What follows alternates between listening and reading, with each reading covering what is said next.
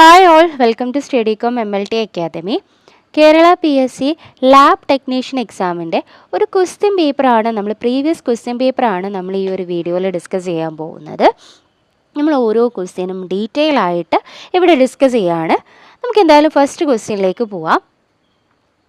The glomerular filtration rate is option A 2 ml per minute, option B 2 ml per second, option C 2 liter per minute, option D 2 liter per second. നമ്മളെ question എന്താണ്? Normal glomerular filtration rate എത്രയാണെന്നാണ്. അതായത് നമ്മൾ GFR rate normal എത്രയാണെന്നുള്ളതാണ്. Correct answer എന്ന് പറയുന്നത് 2 ml per second എന്നുള്ളതാണ്.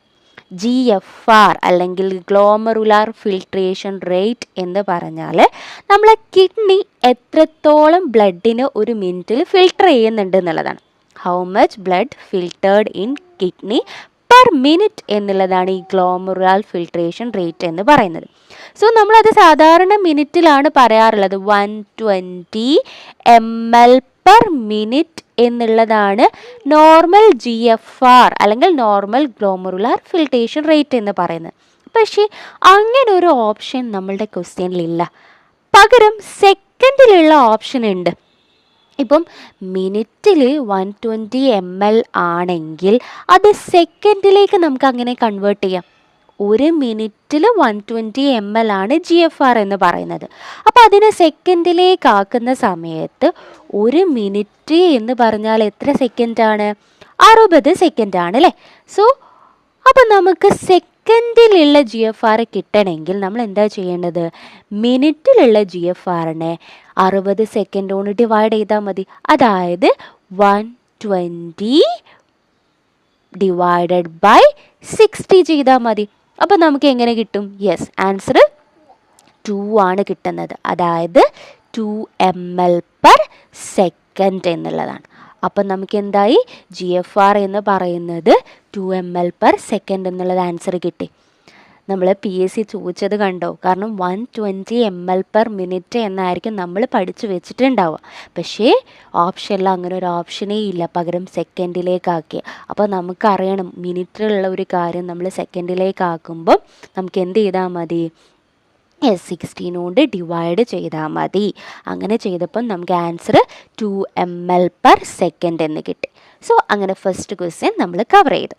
Okay, so ഇനി രണ്ടാമത്തെ ക്വസ്റ്റ്യൻ നോക്കാം. Dash is the causative agent of syphilis? Option A salmonella typhi, option B streptococci, option C treponema pallidum, option D sarcina. Question എന്താണ്? നമ്മളെ syphilis cause ചെയ്യുന്നത് ആരാണ് എന്നുള്ളതാണ്. Correct answer treponema pallidum. Treponema പല്ലിഡമാണ് syphilis cause ചെയ്യുന്നത്.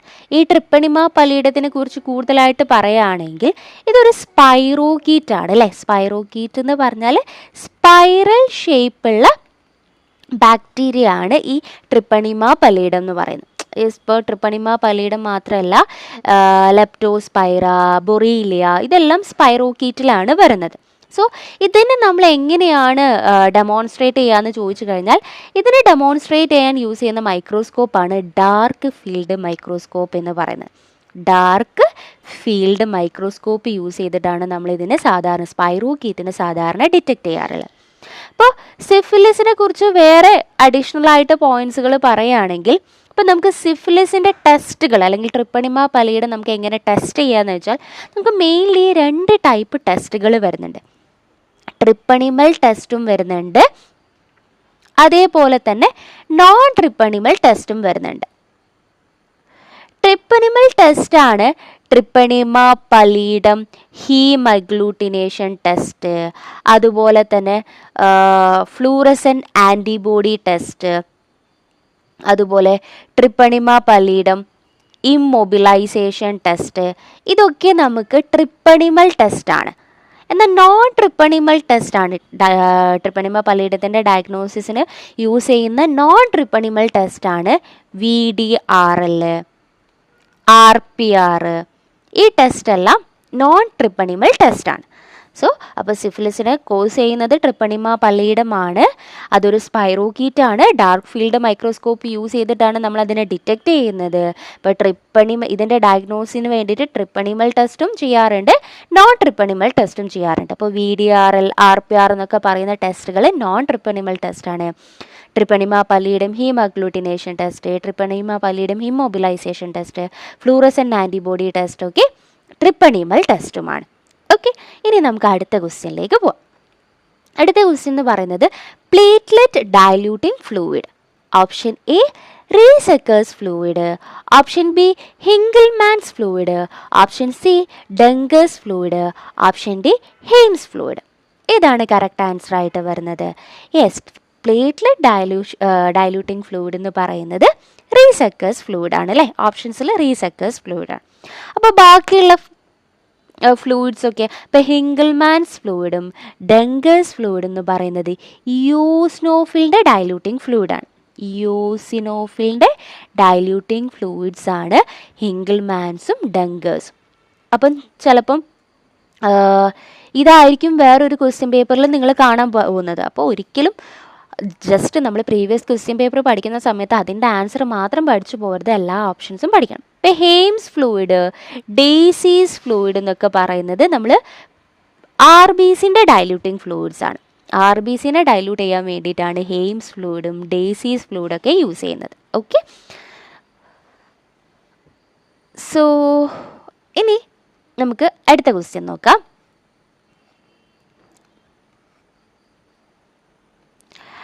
Bombay blood group can be detected by option A cell grouping, option B cross matching, option C serum grouping, option D RH typing. നമ്മൾ Bombay blood group എങ്ങനെയാണ് നമ്മളിത് ഒരാളുടെ Bombay blood group detect ചെയ്യുന്നത്? അതിന് നമ്മൾ serum grouping ആണ് ചെയ്യാറുള്ളത്.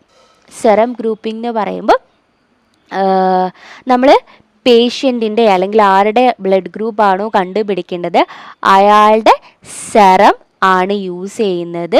ആ സെറത്തിലുള്ള ആൻറ്റിബോഡീസ് ആണ് നമ്മൾ ഡിറ്റക്റ്റ് ചെയ്യുന്നത്. അപ്പം നമുക്ക് അറിയുന്ന ആൻറ്റിജൻസ് യൂസ് ചെയ്തിട്ട് A ആൻറ്റിജനും അതേപോലെ B ആൻറ്റിജനും ഒക്കെ യൂസ് ചെയ്തിട്ട് സെറത്തിലുള്ള ആൻറ്റിബോഡി ഡിറ്റക്റ്റ് ചെയ്യുന്ന മെത്തേഡാണ് ആൻറ്റി A, ആൻറ്റി B. ഇത് ഡിറ്റക്റ്റ് ചെയ്യുന്ന മെത്തേഡാണ് സെറം ഗ്രൂപ്പിംഗ് എന്ന് പറയുന്നത്. ഓക്കെ, സോ ഈ സെറം ഗ്രൂപ്പിംഗ് വഴിയാണ് നമുക്ക് എന്ത് ഡിറ്റക്റ്റ് ചെയ്യാൻ പറ്റുക? ബോംബെ ബ്ലഡ് ഗ്രൂപ്പ് ഡിറ്റക്റ്റ് ചെയ്യാൻ പറ്റും. കാരണം ഇതിലെങ്ങനെയാണ് ഡിറ്റക്റ്റ് ചെയ്യാൻ പറ്റുകയെന്ന് ചോദിച്ചു കഴിഞ്ഞാൽ, സോ ഈ ബോംബെ ബ്ലഡ് ഗ്രൂപ്പുകാരുടെ പ്രത്യേകത എന്താണെന്ന് പറഞ്ഞാൽ അവർക്ക് A ആൻറ്റിജനും B ആൻറ്റിജനും H ആൻറ്റിജനും ആബ്സെൻ്റ് ആയിരിക്കും. ഈ 3 ആൻറ്റിജനും ആർക്ക് ആബ്സെൻ്റ് ആണ്? ബോംബെ ബ്ലഡ് ഗ്രൂപ്പുകാർക്ക് ആബ്സെൻ്റ് ആയിരിക്കും. സോ അതുകൊണ്ട് ഇവരുടെ എല്ലാ ആൻറ്റിബോഡിയും സെറത്തിൽ കാണാൻ പറ്റും. ഇപ്പോൾ സെറം ഗ്രൂപ്പിംഗ് ചെയ്യുന്ന സമയത്ത് അതിൽ ആൻറ്റി A പ്രസൻ്റ് ആയിരിക്കും, അതേപോലെ തന്നെ ആൻറ്റി Bയും പ്രസൻ്റ് ആയിരിക്കും, ആൻറ്റി Hഉം പ്രസൻ്റ് ആയിരിക്കും. ഈ ആൻറ്റി H എന്ന് പറയുന്ന കാര്യം ഡിറ്റക്റ്റ് ചെയ്യാൻ വേണ്ടിയിട്ടാണ് ശരിക്കും നമ്മൾ സെറം ഗ്രൂപ്പിംഗ് ബോംബെ ബ്ലഡ് ഗ്രൂപ്പുകാർക്ക് ചെയ്യുന്നത്. ഓക്കെ, ആൻറ്റി H നമ്മളിവിടെ ഡിറ്റക്റ്റ് ചെയ്യാൻ വേണ്ടിയിട്ടാണ് എന്ത് ചെയ്യുന്നത്? സെറം ഗ്രൂപ്പിംഗ് ചെയ്യുന്നത്. കാരണം ആൻറ്റി H നമുക്ക് ഈ ബോംബെ ബ്ലഡ് ഗ്രൂപ്പുകാർക്ക് മാത്രമുള്ളതാണ്. കാരണം ഇപ്പോൾ A ബ്ലഡ് ഗ്രൂപ്പുകാർക്കും B ബ്ലഡ് ഗ്രൂപ്പ് എടുത്താലും ഇനി AB എടുത്തു കഴിഞ്ഞാലും O ബ്ലഡ് ഗ്രൂപ്പ് എടുത്തു കഴിഞ്ഞാലും അവർക്ക് ആൻറ്റി H ഉണ്ടായിരിക്കില്ല.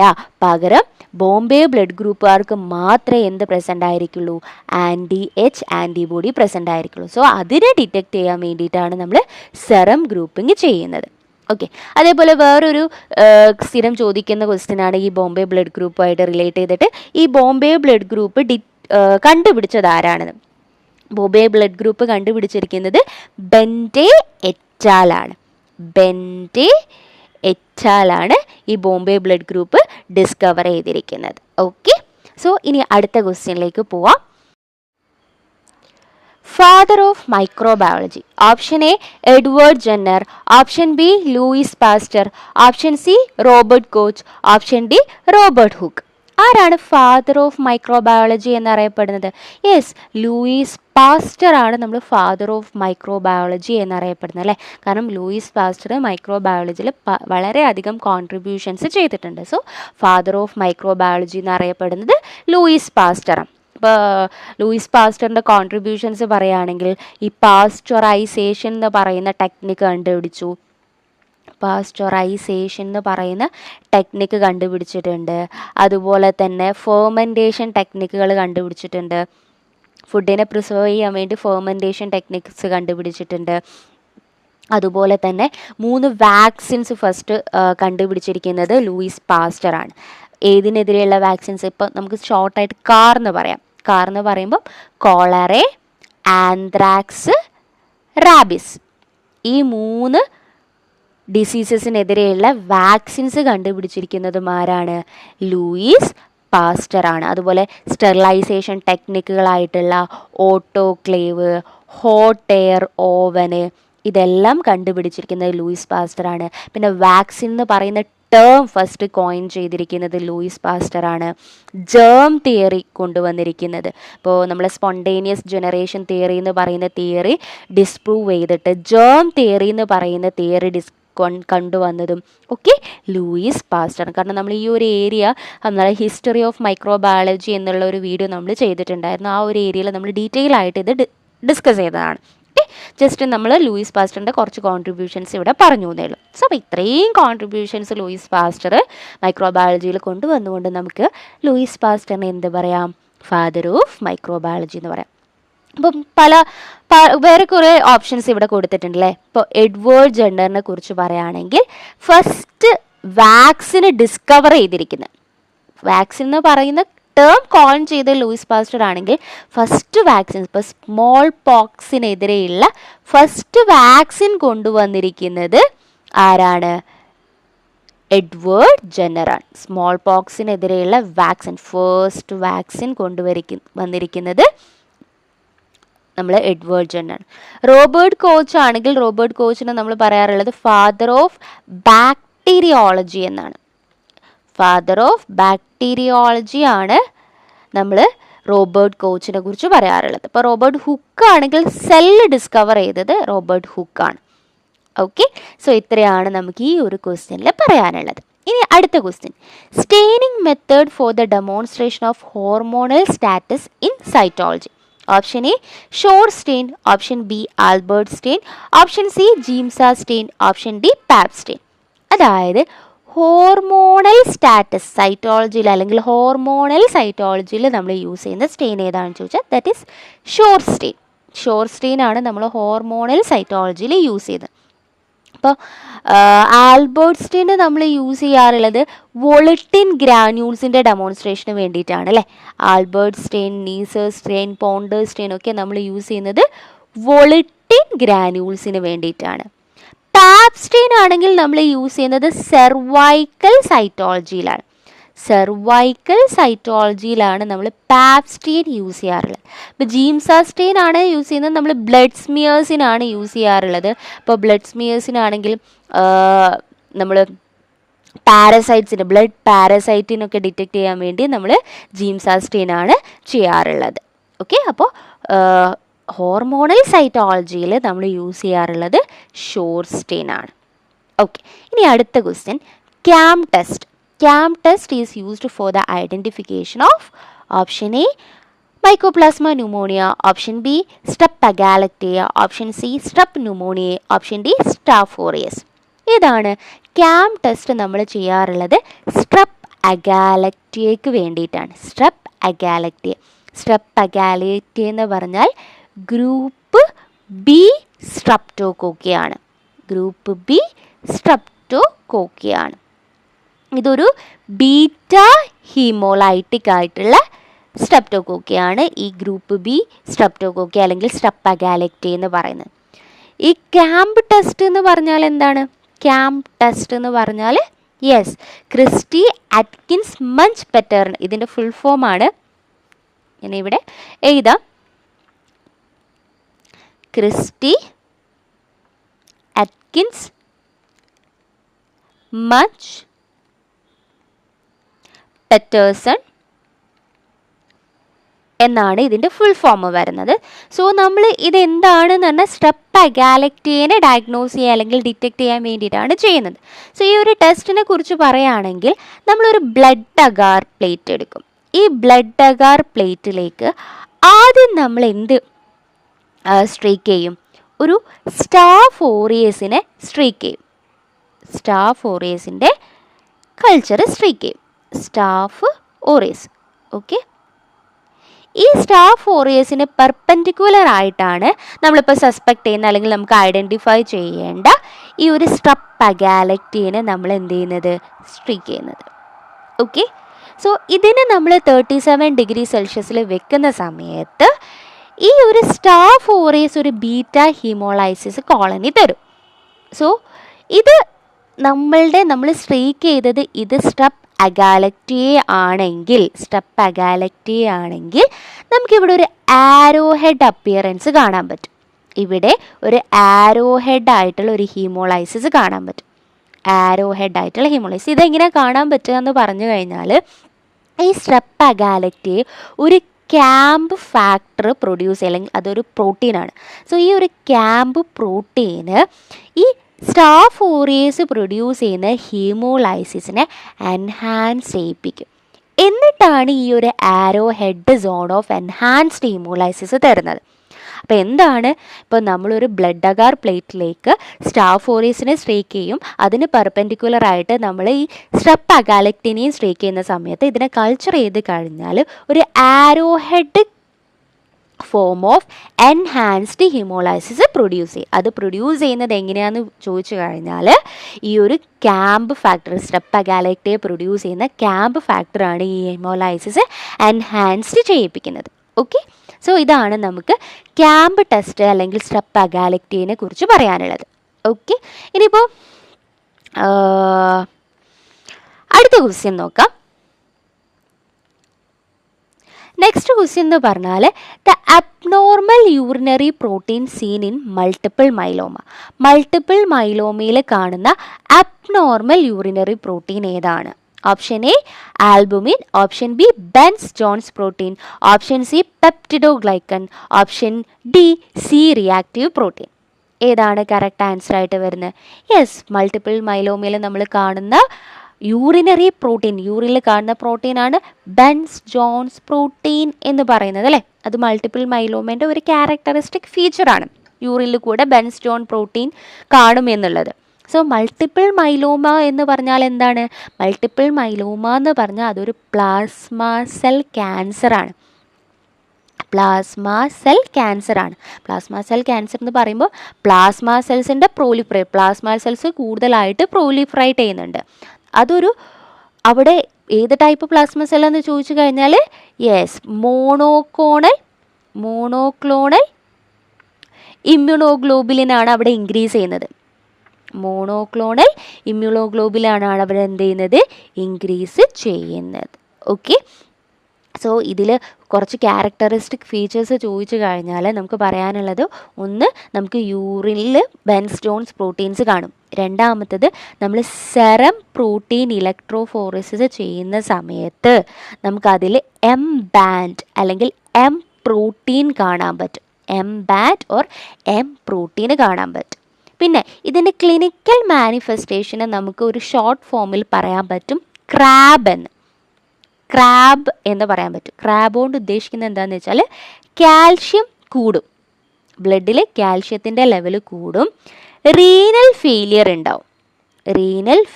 ഉണ്ടാവും, അതുപോലെ തന്നെ അനീമിയ കാണാൻ പറ്റും, അതുപോലെ ബോൺ ലീഷൻസും പ്രസൻ്റ് ആയിരിക്കും. സോ ഈ മൾട്ടിപ്പിൾ മൈലോമേൻ്റെ ക്ലിനിക്കൽ മാനിഫെസ്റ്റേഷൻസിനെ നമുക്ക് ഷോർട്ടായിട്ട് ക്രാബ് എന്ന് പറയാം. കാരണം കാൽഷ്യം ലെവൽ കൂടുന്നുണ്ട്, റീനൽ ഫെയിലിയർ ഉണ്ട്, അനീമിയ കാണാൻ പറ്റും, ബോൺ ലീഷൻസും ഉണ്ടാവും. സോ അതുകൊണ്ടാണ് നമ്മളതിനെ ക്രാബ് എന്നുള്ള രീതിയിൽ ഷോർട്ടായിട്ട് പറയുന്നത്. അപ്പോൾ മൾട്ടിപ്പിൾ മൈലോമ എന്ന് പറയുന്ന ഒരു പ്ലാസ്മ സെൽ ക്യാൻസറാണ്. മോണോക്ലോണൽ ഇമ്മ്യൂണോഗ്ലോബുലിനാണ് അവിടെ കൂടുന്നത്. സോ ബെൻസ് ജോൺ പ്രോട്ടീൻ യൂറിൽ കാണാൻ പറ്റും. സെറം ഇലക്ട്രോഫോറോസിസ് ചെയ്ത് കഴിഞ്ഞാൽ നമുക്ക് എം ബാൻഡ് കാണാൻ പറ്റും. സോ അതിൻ്റെ ക്ലിനിക്കൽ മാനിഫെസ്റ്റേഷൻസ് നമുക്ക് ക്രാബ് എന്നുള്ള രീതിയിൽ ഷോർട്ട് ഫോമിൽ പറയാം. നമുക്ക് അടുത്ത ക്വസ്റ്റ്യൻ നോക്കാം. In Westergren's method of ESR estimation, the anticoagulant and blood used in the ratio option A 4:1, option B 1:9, option C 9:1, option D 1:4. എന്താണ് ഇവിടെ ഉദ്ദേശിക്കുന്നത്? നമ്മൾ ESR ചെയ്യുന്ന സമയത്ത് വെസ്റ്റഗ്രെൻസ് മെത്തേഡിൽ യൂസ് ചെയ്യുന്ന ആൻറ്റികോയാഗുലൻ്റ് ബ്ലഡ് റേഷ്യോ എത്രയാണെന്നാണ് അല്ലേ നമ്മുടെ ക്വസ്റ്റ്യൻ. അപ്പോൾ വെസ്റ്റഗ്രെൻ മെത്തേഡിൽ നമ്മൾ യൂസ് ചെയ്യുന്ന ആൻറ്റികോയാഗുലൻ്റ് എന്ന് പറയുന്നത് ഏത് ആൻറ്റികോയാഗുലൻ്റ് ആണ്? സോഡിയം സിട്രേറ്റ് ആണ്.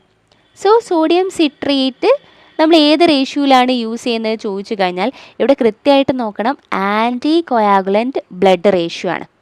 ആൻറ്റികോയാഗുലൻ്റ് എത്രയാ, ബ്ലഡ് എത്രയാണെന്ന് അറിഞ്ഞിരിക്കണം. സോ ആൻറ്റികോയാഗുലൻ്റ് ബ്ലഡ് റേഷ്യോ പറയുമ്പോൾ ദാറ്റ് ഈസ് 1:4 ആണ്. 1:4 ആണ്. കാരണം 1:4 1 പാർട്ട് ആൻറ്റികോയാഗുലൻറ്റും 4 പാർട്ട് ബ്ലഡും ആണ് നമ്മൾ യൂസ് ചെയ്യുന്നത്. മാറിപ്പോരുത് കേട്ടോ. ചിലപ്പം ബ്ലഡ് ടു ആൻറ്റികോയാഗുലൻ്റ് റേഷ്യോ ചോദിക്കാം, അല്ലെങ്കിൽ ആൻറ്റികോയാഗുലൻ്റ് ടു ബ്ലഡ് റേഷ്യോ ചോദിക്കുക. കാരണം കുറവ് ആൻറ്റികോയാഗുലൻ്റ് ആയിരിക്കും, ബ്ലഡ് കൂടുതലായിരിക്കും എന്നുള്ളത് മനസ്സിലാക്കുക. അപ്പോൾ ആൻസർ ഡി ആണ് വരുന്നത് അല്ലേ. 1 പാർട്ട് ആൻറ്റികോയാഗുലൻറ്റും 4 പാർട്ട് ബ്ലഡും. സോ ഇതേ സോഡിയം സിട്രേറ്റ് തന്നെ ചിലപ്പോൾ നമ്മൾ കൊയാഗുലേഷൻ സ്റ്റഡിക്ക് യൂസ് ചെയ്യാറുണ്ട്. അപ്പോൾ ESRൻ്റെ എസ്റ്റിമേഷൻ അല്ലാണ്ട് കൊയാഗുലേഷൻ സ്റ്റഡിക്ക് യൂസ് ചെയ്യുന്നതാണ് ഈ 1:9 റേഷ്യോ എന്ന് പറയുന്നത്. അപ്പോൾ 1:9 സോഡിയം സിട്രേറ്റ് നമ്മൾ യൂസ് ചെയ്യുന്നത് എവിടെയാണ്? കൊയാഗുലേഷൻ സ്റ്റഡിക്ക് വേണ്ടിയിട്ടാണ്. ഓക്കെ, അപ്പോൾ ESRനെ കുറിച്ചാണ് നമ്മൾ ഈ ഒരു ക്വസ്റ്റ്യൻ. അപ്പോൾ ESRനെ കുറിച്ച് കുറച്ച് 1-2 പോയിൻറ്റ്സും കൂടി നമുക്ക് ആഡ് ചെയ്യാം. ESR എന്ന് പറയുന്നത് എറിത്രോസൈറ്റ് സെഡിമെൻറ്റേഷൻ റേറ്റ് ആണ് അല്ലേ. അപ്പോൾ ഒരു 1 അവറിൽ എത്രത്തോളം RBC നമ്മൾ സെഡിമെൻറ്റ് ആവുന്നുണ്ട് എന്നുള്ളതാണ് നമ്മളിവിടെ ഡിറ്റക്റ്റ് ചെയ്യുന്നത്. സോ ESR എന്ന് പറയുമ്പോൾ നമ്മൾ മെയിൻലി 2 മെത്തേഡിലാണ് ചെയ്യാറുള്ളത്. വെസ്റ്റഗ്രെൻ മെത്തേഡും ഉണ്ട്, അതേപോലെ തന്നെ മറ്റൊരു മെത്തേഡാണ് വിൻഡ്രോപ്സ് മെത്തേഡ് എന്ന് പറയുന്നത്. വിൻഡ്രോപ്സ് മെത്തേഡ്. ഓക്കെ, സോ ഈ വെസ്റ്റഗ്രെൻസ് മെത്തേഡിൽ നമ്മൾ ഇപ്പോൾ പറഞ്ഞു സോഡിയം സിട്രേറ്റ് ആണ് ആൻറ്റികോയാഗുലൻ്റ് ആണ് യൂസ് ചെയ്യുന്നതെങ്കിൽ വിൻഡ്രോപ്സ് മെത്തേഡിൽ നമ്മൾ അധികവും EDT ആണ് ആൻറ്റികോയാഗുലൻ്റ് ആയിട്ട് യൂസ് ചെയ്യാറുള്ളത്. ഓക്കെ, വിൻഡ്രോപ്സിൽ EDT ആണ്.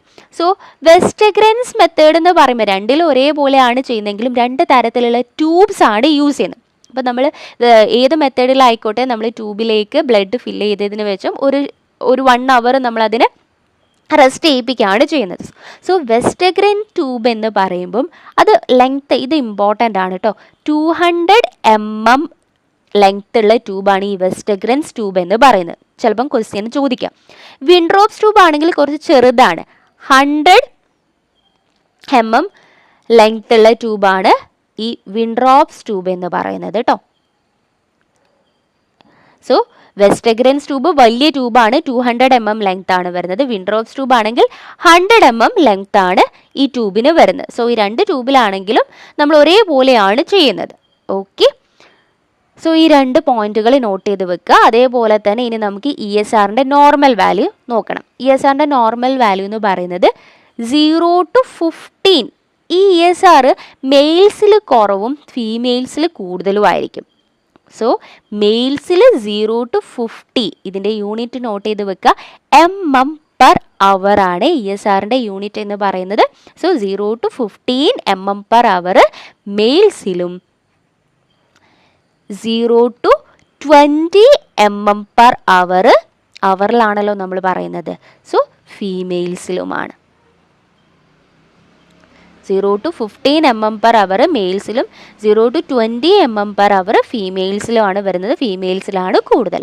സോ ഇനി ഇത് കൂടുന്ന കണ്ടീഷൻ എപ്പോഴാണ്? ESR നമ്മൾ സാധാരണ ജസ്റ്റ് ഒരു ഇൻഫ്ലമേഷൻ ഉണ്ടോ എന്നൊക്കെ ചെയ്യാൻ വേണ്ടി ചെക്ക് ചെയ്യുന്നതാണ് അല്ലേ.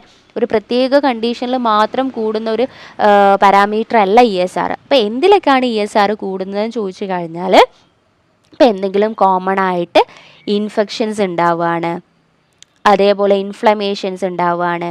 ഓട്ടോ ഇമ്മ്യൂൺ ഡിസീസസ് എന്ന് പറയുമ്പോൾ ഇപ്പോൾ rheumatic fever, rheumatoid arthritis, rheumatic fever, SLE, ഇതൊക്കെ ഓട്ടോ ഇമ്മ്യൂൺ ഡിസീസസ് ആണ് അല്ലേ. അങ്ങനെയുള്ള ഡിസീസസിൽ കൂടാം. ഇപ്പോൾ ക്യാൻസർ, ലുക്കീമിയ പോലെയുള്ള ക്യാൻസേഴ്സിലൊക്കെ ഇത് കൂടാറുണ്ട്. ഇങ്ങനെയുള്ള കണ്ടീഷൻസിലാണ് ESR കോമൺലി ഇൻക്രീസ് ചെയ്യാറുള്ളത്. ഓക്കെ, അതുപോലെ ക്രോണിക് ആയിട്ടുള്ള എന്തെങ്കിലും കണ്ടീഷൻസ് വരാണ്, ക്രോണിക് കണ്ടീഷൻസ് വരുമ്പോഴൊക്കെ ESR ഇൻക്രീസ് ചെയ്യാം.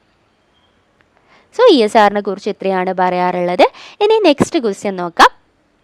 Beer-Lambert's law is a working principle of option A spirometer, option B glucometer, option C colorimeter, option D albuminometer. ഈ Beer-Lambert's law എന്ന് പറയുന്നത് Beer-Lambert's law ഏതിൻ്റെ വർക്കിംഗ് പ്രിൻസിപ്പിളാണ്? യെസ്, ഓപ്ഷൻസിൽ കളറിമീറ്ററിൻ്റെ വർക്കിംഗ് പ്രിൻസിപ്പിളാണ്. കളറിമീറ്ററിൻ്റെ മാത്രമല്ല കേട്ടോ, കളറിമീറ്റർ സ്പെക്ട്രോഫോട്ടോമീറ്ററിൻ്റെയും വർക്കിംഗ് പ്രിൻസിപ്പിൾ എന്ന് പറയുന്നത് ഈ Beer-Lambert's law ആണ്. ഈ Beer-Lambert's law എന്ന് പറഞ്ഞാൽ എന്താണ് ആ ലോ? യെസ്, 2 ലോയാണ്, ബിയർ ആൻഡ് ലാംബേർട്സ് 2 ലോയാണ് വരുന്നത്. ഇതിൽ Beer-Lambert's law എന്ന് പറയുമ്പോൾ നമ്മളൊരു കളേർഡ് സൊല്യൂഷൻ അല്ലെങ്കിൽ ഒരു സൊല്യൂഷനിലൂടെ when a monochromatic light passed through a colored solution, ഒരു മോണോക്രോമാറ്റിക് ലൈറ്റ് കളേർഡ് സൊല്യൂഷനിലൂടെ പാസ് ചെയ്യുന്ന സമയത്ത് ആ ഒരു സൊല്യൂഷൻ എത്രത്തോളം ലൈറ്റിനെ അബ്സോർബ് ചെയ്യും എന്നുള്ളത്, ആ ഒരു സൊല്യൂഷൻ എത്രത്തോളം ലൈറ്റിനെ അബ്സോർബ് ചെയ്യുന്നുള്ളത്, ആ absorption is directly proportional to the concentration. So ഈ ഒരു സൊല്യൂഷനിൽ എത്രത്തോളം കോൺസെൻട്രേഷനിൽ ആ ഒരു സബ്സ്റ്റൻസ് പ്രസൻ്റ് ആണോ അതിന് ഈക്വൽ ആയിരിക്കും അല്ലെങ്കിൽ അതിന് പ്രൊപ്പോർഷണൽ ആയിരിക്കും അതിൻ്റെ അബ്സോർബൻസ് എന്നുള്ളത്. So absorption is directly proportional to the concentration of solution and directly proportional to the path length of cuvette. ഈ ക്യുവറ്റിൻ്റെ ഈ പാത്ത് ലെങ്ത് ഉണ്ടാവില്ലേ, ഈ ഒരു ലെങ്ത്തിനെയാണ് നമ്മൾ പാത്ത് ലെങ്ത് എന്ന് പറയുന്നത്. സോ അതിനും ഈക്വൽ ആണെന്നുള്ളതാണ് ഈ Beer-Lambert's law എന്ന് പറയുന്നത്. So absorption is directly proportional to the concentration and absorption is directly proportional to the path length of the cuvette. So ഇതാണ് Beer-Lambert's law എന്ന്. സോ ഇത്രയും ക്വസ്റ്റ്യൻസ് ആണ് നമ്മൾ ഈ ഒരു വീഡിയോയിൽ ഡിസ്കസ് ചെയ്യുന്നത്. സോ നമ്മളിത് പാർട്ടായിട്ട് കംപ്ലീറ്റ് ക്വസ്റ്റ്യൻസ്, ഈ ഒരു ക്വസ്റ്റ്യൻ പേപ്പറുള്ള ഓരോ ക്വസ്റ്റ്യൻസും ഓരോ ഓരോ വീഡിയോയിൽ ചെയ്യുന്നതാണ്. കാരണം നമ്മൾ കംപ്ലീറ്റ് ആയിട്ട് ഒരൊറ്റ വീഡിയോയിൽ പോസിബിൾ അല്ല.